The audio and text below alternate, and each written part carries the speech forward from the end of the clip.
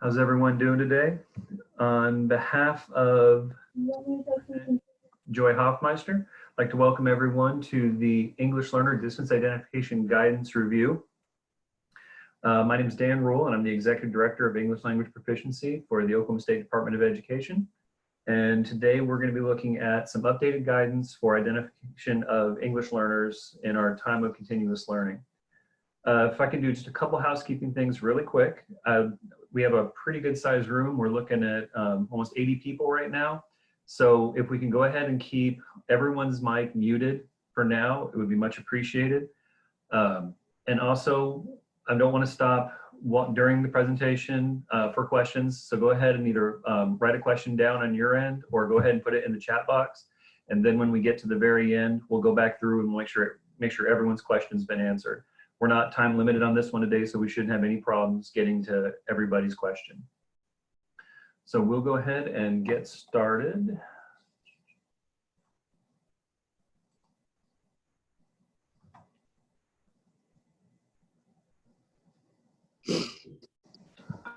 All right. So the need for guidance. So the move to distance learning has presented some unique challenges to established EL state processes, which I think is a pretty big understatement for us all. But we're moving forward, and one of the things that we need to address is the fact that we are still going to need to identify EL students during the period of continuous learning. So student enrollment, and this comes from Title 70 of the Oklahoma State statutory code. Our districts expect to enroll new students during the distance learning time. Yes, new students who move into a school district and request to enroll must be allowed to enroll. Enrollment of students should be considered an essential function, and therefore personnel should be available to perform such duties. While new students who wish to enroll should continue to be enrolled on an individual basis, public enrollment events, such as those for initial kindergarten enrollments, likely cannot be held safely under CDC guidelines prohibiting gatherings of 10 or more people. So we're still statutorily required to enroll students, and since we're still enrolling, we're still doing all the functions of enrollment, and of those, the home language survey is one. So English learner distance identification. So just want to cut a couple things out beforehand before we really start getting into the weeds on this. Please note that any EL identification made through the distance learning identification process is provisional in nature. And that's, we'll kind of hit on that point multiple times. So, but understand that this is not a formal EL designation. Any student assigned with provisional EL status must be reassessed with the WIDA screener upon the resumption of traditional schooling. So essentially, any student that you're going to be providing this process to goes on a record at the district level, and then when we re-enroll for the beginning of next year, the student assesses at the screener at that point, and then can go ahead and be formally identified as EL or not. Any student assigned provisional EL status should be identified as a native English speaker at 1633 in the local student information system. So as this is a provisional status, and we'll look at the process here in a minute, you'll see does not identify on all 4 domains. We can't formally identify the student as an EL or 2349 LEP, however your system designates that student. We cannot designate them at given this process. So for the rest of this year, any student that you will be identifying through the distance ed process still identifies as a 1633 or a native English speaker until such point when they re-enroll next year, and then they can participate in the actual WIDA screener. So we're going to look at the we're going to do a review of guidance. So the EL distance identification guidance process has been endorsed by WIDA and allows provision of appropriate EL services while still maintaining appropriate safety protocols for students and staff. And that was the entire the purpose of developing the document. So I'm going to stop this and switch over to where this document is located. So we're going to the Oklahoma State Department of Education website, services, assessment, the ELPA WIDA page, and then right here under our continuous learning resources for ELs. And there was a number of things that we posted over the last week and a half or so. just to provide a little assistance to districts. It's right here, the second link, English Learner Distance Identification Guidance. Click on that.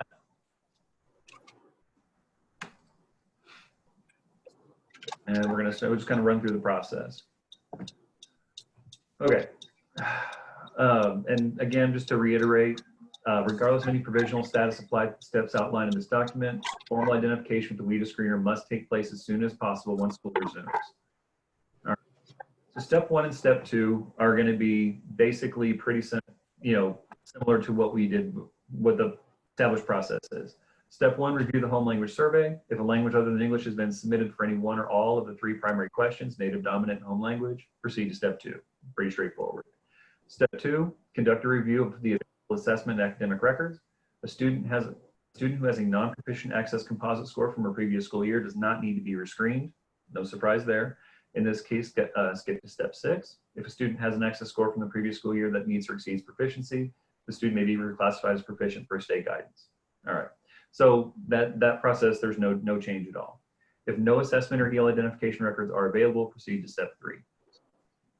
And so this would be your new enrollment that came in with no previous history to work on and has a language other than English on the home language survey.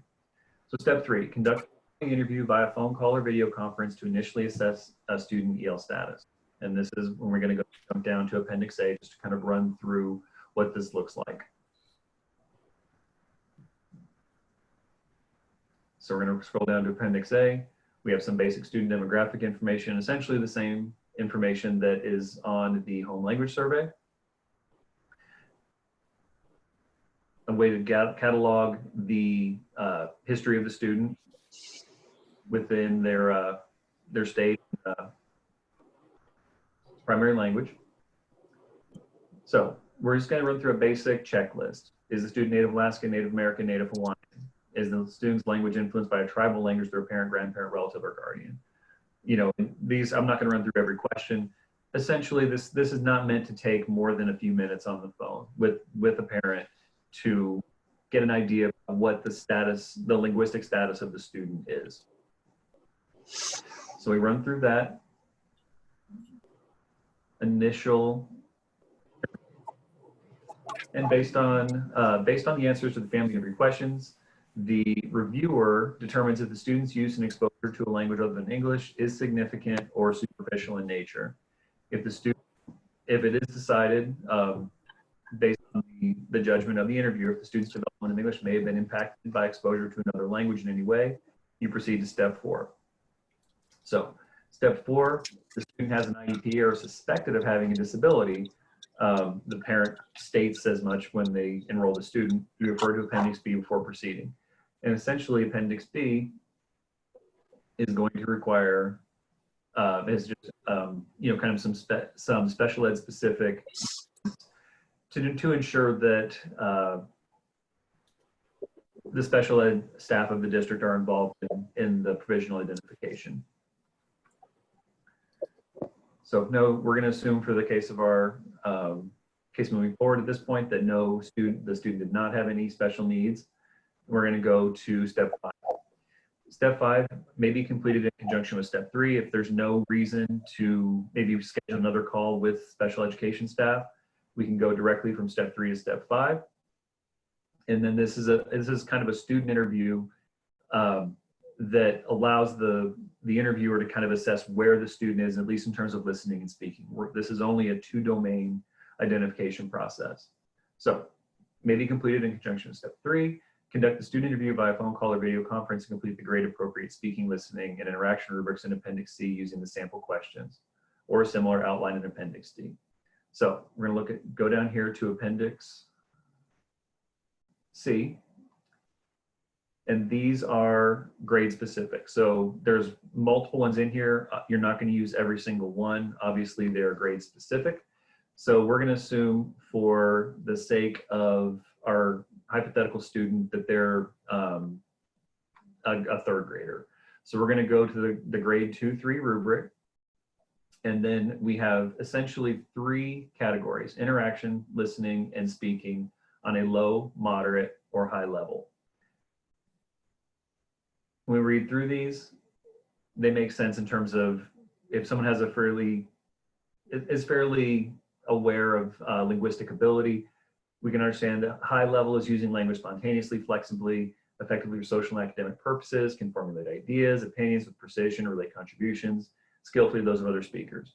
We're looking at native, essentially on the 0.5 level, we're looking at native proficiency. That's where we're looking. And then at 1 level, we're looking probably equivalent of between a 1 and 2 on the WIDA scale for language proficiency. And every one of the guides is in that same span. So we're going to look for our 3rd grader. So we have our 3rd grade. We're going to go run through some questions. And so we have some sample low, moderate, and high level question. The basics: what are your name? How old are you? Where are you from? What would you like to do? Moving forward to examples of high level questions. Let's pretend I'm a friend. Tell me why I should like your favorite sports team, video game, toy, or hobby. Something that is going to really encourage the student to be able to express an independent idea that they have to formulate and articulate themselves. They're not just, providing basic information. And then obviously, the mid-level questions fall right between those two. So essentially what we're going to do is run through these questions to a point where the interviewer feels comfortable in establishing where the student would fall on the particular span.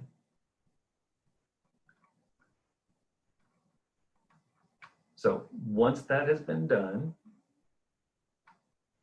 and each one of those, and if you use this form, I see you can download as many times as you want. These are clickable boxes. As you're running through, you can just click as you want.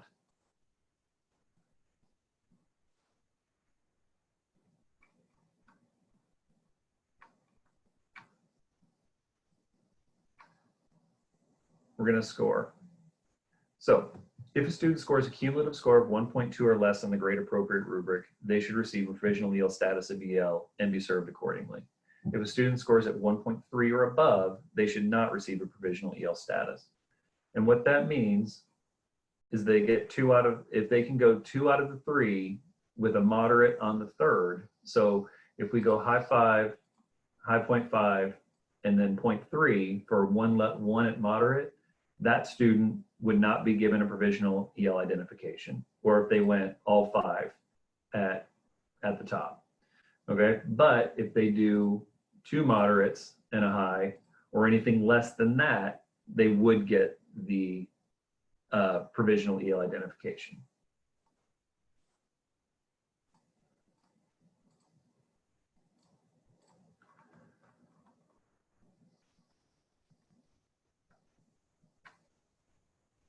Okay, so if a student is unable to complete the interview process, and this is due to a disability or refusal to participate, the determination of the EL status must be made based on the remaining available evidence gathered from the home language survey, the family interview, and a review of any academic or assessment records that the district might have access to. If reasonable evidence of English proficiency cannot be established based on those sources, along with the incomplete interview results, if there's any, the student should be provisionally identified as an EL until the reader screener can be administered.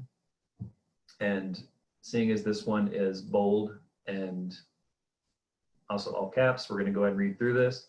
Regardless of the student interview rubric score and the subsequent provisional EL status, no student should be identified as EL limited English proficient 2349 in the local student information system based on the results of this interview. Additionally, all students who participate in the interview process as outlined in this document should be noted and must be re-screened with the WIDA screener upon resumption of traditional instruction. So I think we're only going to hit that point 12 more times, so no worries. Step 6, we're going to determine the most appropriate academic placement and supports based on the student's English language proficiency information and the district's chosen method of instructional delivery. The supplemental language needs of identified ELs must be met within the district's instructional delivery model. So this is going to be somewhat of an assumption based on the fact that this particular tool does not allow a written or reading, something equivalent to the reading and writing domain scores. So there is going to be some level of assumption about what level of accommodation or modification may be necessary. So step 7, we're going to provide the parent or guardian notification of provisional EL identification and completed ELAP. And this is if available. And we'll talk about this here in a minute, but the ELAP for the purposes of this identification is not required. Seeing as it's not going to give you specific domain scores, such as the WIDA screener would, and that you're only going to get 2 out of 4.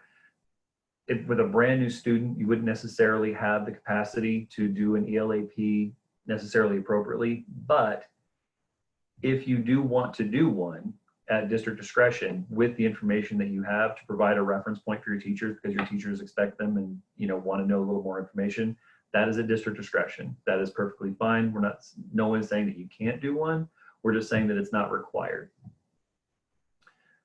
All right, and then provide parent or guardian notification of provisional EL identification and completed ELAP if available. And the caregiver notification may be written or verbal. Even though this is not a formal identification of EL at this point, it is still best practice to either provide the parent either written notification if you want to maybe develop an ELAP at your discretion and then give them that information, that's fine.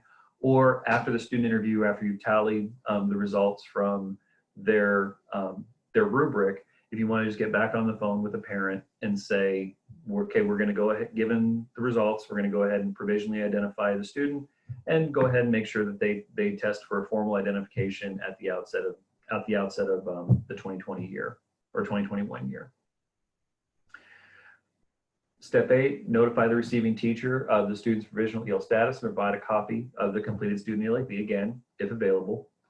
And then you're going to attach the completed interview form and rubrics to the home language survey and place in the student's cumulative folder for reference. And that's basically the process. Now, the big highlights here that I'm just going to hit one more time. Every student, regardless of EL status or regardless of the provisional EL status awarded, still goes 1633 in the system. They get recorded at the district level, locally, and then they will be rescreened with the WIDA screener at the outset of next year.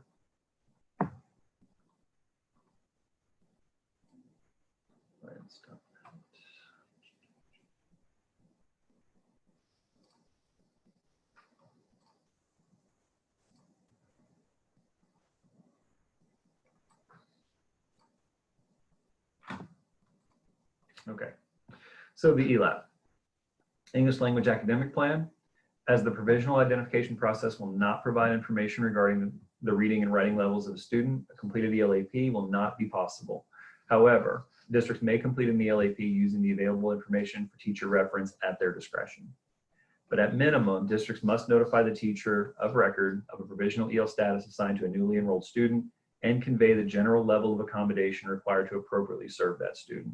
So it's not fair to just tell a teacher, well, the student is EL. The district has to make a best effort to convey to that teacher of record what level of accommodation would be appropriate given what you know about that student from this process.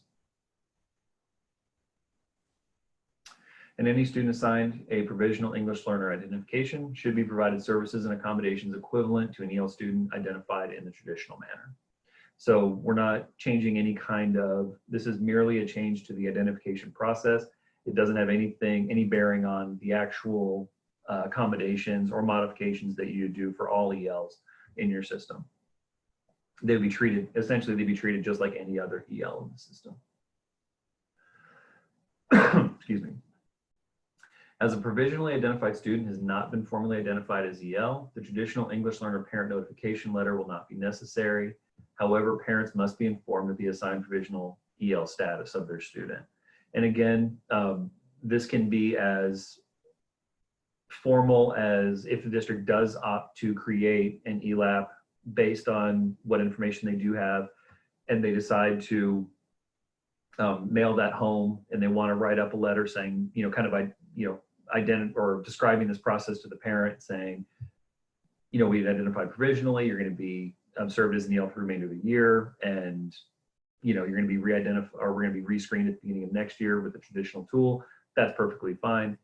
If the situation is such that the interviewer can say, no, we're going to go ahead and give a provisional status, they can get back on the phone with the parent right after doing the student interview and just let them know verbally. That's perfectly acceptable. And that's the second bullet point, may be conveyed through a district letter or verbally upon completion of the student verbal assessment outlined in the EL distance identification guidance document, which we just looked at. Okay, so I'm going to go ahead and stop the screen share for this for a second, and we can go ahead and talk about any questions that you might have. So feel free to unmute individually or type a question in the chat box. Dan, do you have the PowerPoint on the website, or will it be? I think your bullet points are really good. Yeah, there will be. I'll have this posted probably by tomorrow. I'll try to get this recording posted, but I'll definitely, I have the webinars or the PowerPoint as a file, so I'll definitely have that posted by tomorrow. All right, thank you. Right, I'll put it right beneath the guidance link on the ELPA page. Okay.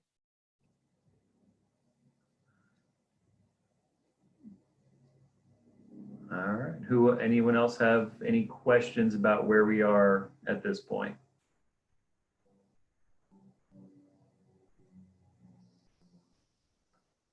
Okay. Go ahead and reshare my screen again real quick. I want to show you just a couple more things.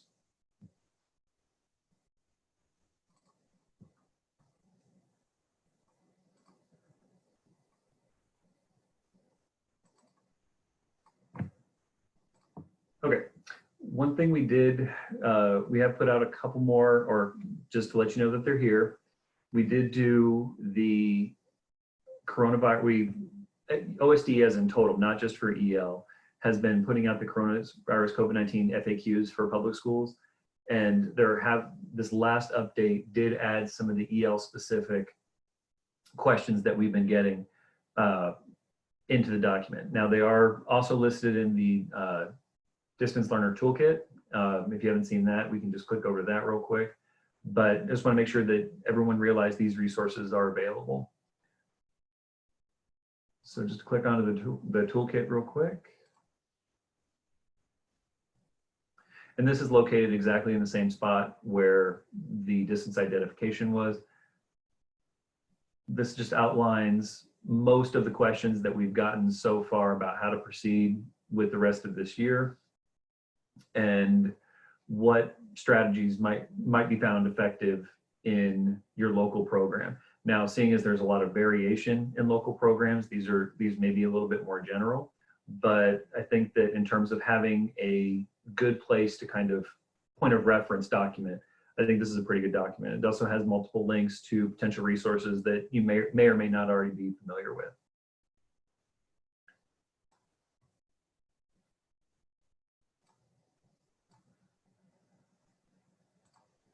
And just so you know, it looks like this is the coronavirus COVID-19 FAQ. And like I said, these are constantly updated as new information becomes available. So if you get a chance, just kind of keep an eye out for this. This last one was, like I said, it was updated, I think 6 days ago. So updated on the 7th. Because there are some kind of corollary FAQs in here in terms of like grouping it at the buildings and stuff that might affect how you engage in your EL process.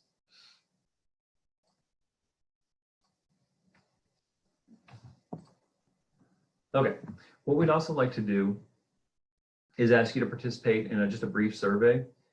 I did put this link in the announcement for this particular webinar, but one thing we would really love to do is hear about what's happening at the district level. And a lot of times you know best how to handle this particular situation with your level of resources, and that might coincide very similarly with what another district might be needing. So if you are working, in this area with this particular group of students, and you do feel like you're doing something that is unique or especially effective, we would love to hear about that. So we just click through here, and this link, like I said, is also in the email, the notification email for this event. But it's not long survey, just a brief Google survey that just lets us know what's going on, and gives us the ability to potentially share that share that information with other districts. And we'd very much appreciate if you could participate. All responses will be anonymized, so you know, unless and if someone contacts me directly and says, you know, you tell me which district's doing that, I'd love to talk to them. I wouldn't give out your information without contacting you first and making sure that you're okay with somebody potentially reaching out. So no worries on that front. But we do want to kind of consolidate, you know, best practices into a single spot where districts can go to kind of maybe get an idea of how to deal with a certain situation that may be unique. Well, they may feel is unique for them, but might be something that has already been dealt with in a couple different ways by a couple different districts. All right. And that's my contact information. If you need anything or if you need any kind of clarification on how this process is going to move forward, I'm sure that when it actually gets used, there'll might be a couple more questions, but as of right now, looks like we got a couple questions in the box. Oh, Janet provided a link. Okay. Let's see. Show us again where you found the information in the website. Absolutely. Let me jump back over.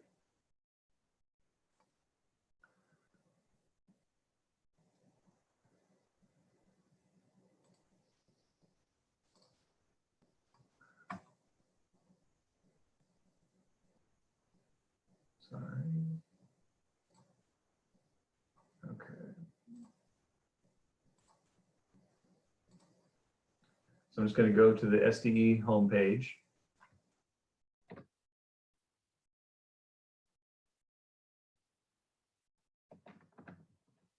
SDE.gov. We're going to go here to services.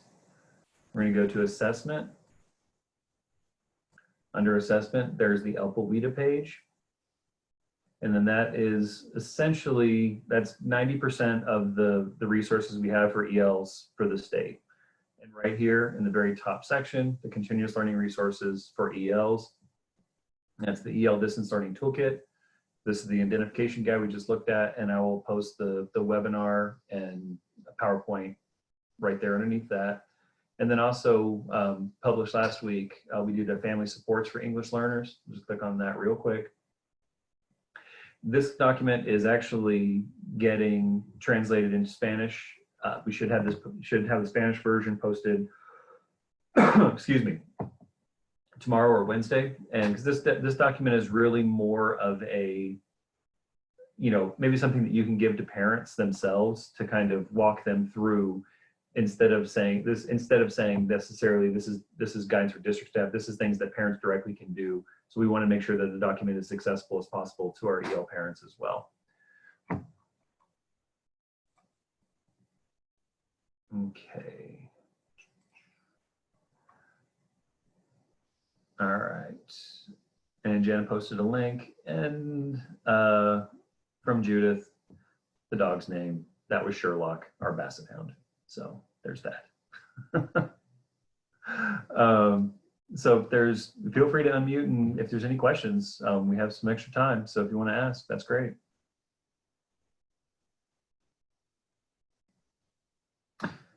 All right. Well, I will go ahead, since there's no questions, I will go ahead and wrap it up. Like I said, I'm sure there's going to be some extra questions as the process gets implemented, and that is absolutely no problem. Feel free to email me or call me directly, and I will do everything I can to help you out. And I agree, LJ, every Zoom should have a dog. It's humanizing. So hope everyone stays safe, stays healthy, and we all make it through this in one piece. And take care, and we will look forward to the next one.